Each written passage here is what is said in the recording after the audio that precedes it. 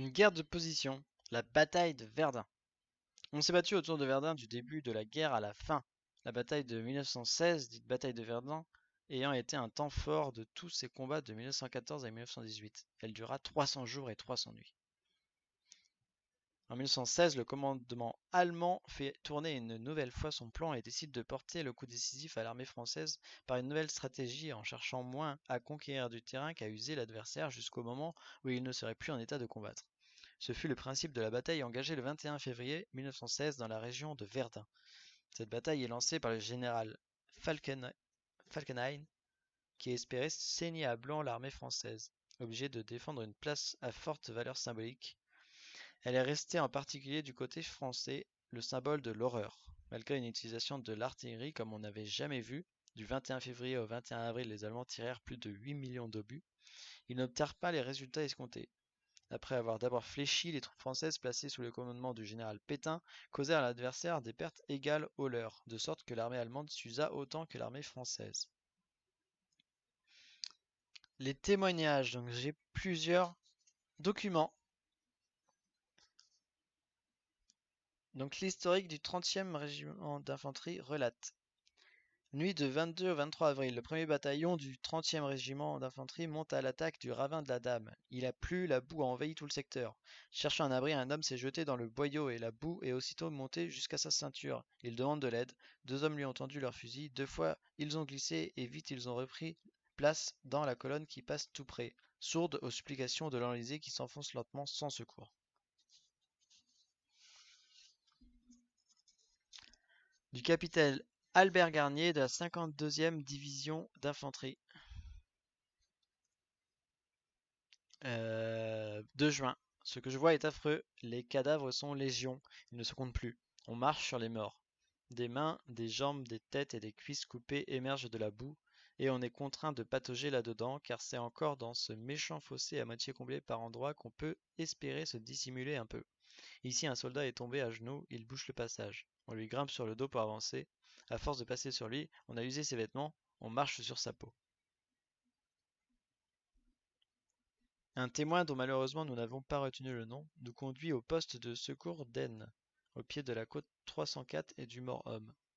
Voici une toile de tente qui contient les restes d'un capitaine. Il y a là 3 côtes et la moitié de la figure. Le tout enveloppé dans une capote. Un paquet semblable est à côté, ficelé avec une étiquette dessus.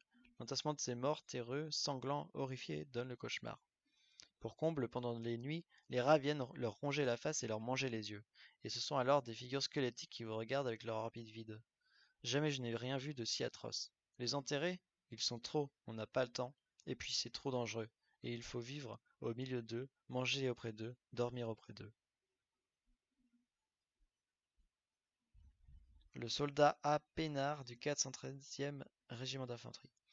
Le 29 juillet, nous prenons le secteur du Bois-Fumain. Dans la nuit du 31, nous avons tellement soif que nous en arrivons à uriner dans une boîte de singe, à l'enterrer le plus profondément possible pour lui donner un peu de fraîcheur. Chacun à notre tour, nous buvons cette horreur. Maréchal Pétain, la bataille de Verdun 1923. Les unités qui séjournent longtemps sur le champ de bataille risquent de s'user au double point de vue moral et de leur effectif.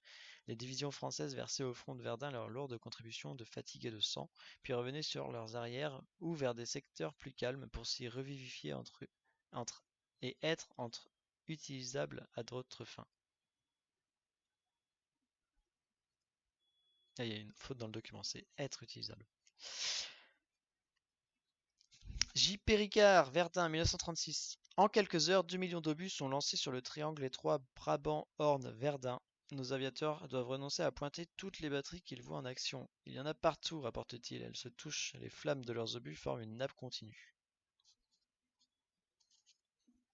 Verdun, vu par les historiens. Les chiffres monstres froids sont révélateurs. Entre le 21 et le 26 février 1916, les pertes s'élèvent à 24 000 hommes, dont 19 600 tués ou disparus. Entre le 26 février et le 30 avril, fin du commandement direct de Pétain, elle s'élève à 58 000 blessés, 920 par jour, et à 49 000 morts, 777 par jour. Entre la prise du commandement par le général Nivelle et le 15 juillet, lorsque s'achève la phase essentiellement défensive pour l'armée française, le bilan est de 86 000 blessés, 1131 par jour et 62 000 tués, 815 par jour. Au total, le 31 décembre 1916, après les offensives d'octobre et de décembre, Verdun a coûté à l'armée française environ 216 000 blessés et 162 000 tués, et environ 140 000 soldats à l'armée allemande. Cette bataille effroyable et prodigieuse a été une bataille dramatique. Les défenseurs de Verdun se sont battus le dos au mur, comme le notait le contrôle postal. Ils savent qu'ils sauvent la France, mais qu'ils vont mourir.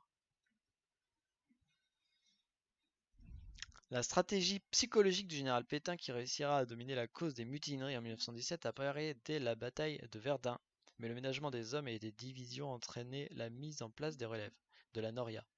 Or, le mouvement des divisions et l'armée du matériel ne pouvaient se faire que par un chemin de fer à voie étroite, le Petit Meusien, et surtout par la route de Bar-le-Duc à Verdun, la voie sacrée.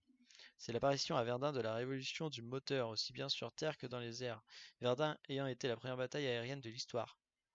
Le rôle des camions et des véhicules dans la bataille de Verdun tient en quelques chiffres. 3400 camions par jour sillonnent la voie sacrée, 1700 dans chaque sens. Ils se succèdent toutes les 25 secondes en moyenne, avec des pointes toutes les 5 secondes. Chaque semaine, ils ont transporté 90 000 hommes et 50 000 tonnes de matériel. L'entretien de la route a exigé 1 million de tonnes de cailloux tirés de carrières ouvertes à proximité. Et j'ai un dernier petit document de l'histoire des usines de Renault. Vers le 8 ou le 9 août 1915, Renault a été appelé chez le ministre de la Guerre qui l'a trouvé dans une agitation très grande, serrant sa tête entre ses mains et disant « Il nous faut des obus, il nous faut des obus ».